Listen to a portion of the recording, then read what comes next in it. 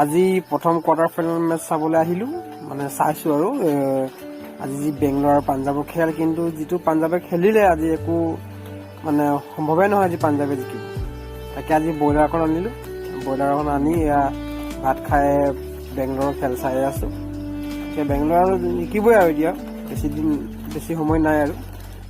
তাকে আজি ভাতটো ব্ৰইলাৰ, তাৰপিছত ঢেকীয়া ভাজি, তাৰপৰা কঁঠালৰ আচাৰ, জলকীয়া, পাপৰ এয়া খাইছোঁ, খেল চাইছে। আজি যদি বেংগলোৰটো জিকিলেই ধৰি লওক, বাকী ফাইনেলখন আমি বেংগলোৰ আৰু মুম্বাইৰ মাজত চাবলৈ পাম।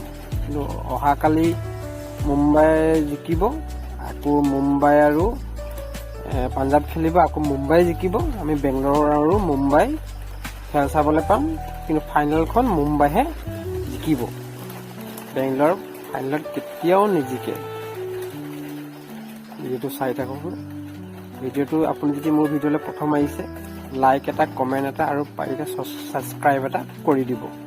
আৰু যদি মোক ফেচবুকত চাই আছে, এটা ফ'ল' কৰি লাইক কৰি এটা শ্বেয়াৰ কৰি দিব। মই কৈছোঁ যদি ফাইনেলটো মুম্বাই জিকিব। কালি মুম্বাই আৰু গুজৰাটৰ খেল আছে, সেইখনত মুম্বাই জিকিব।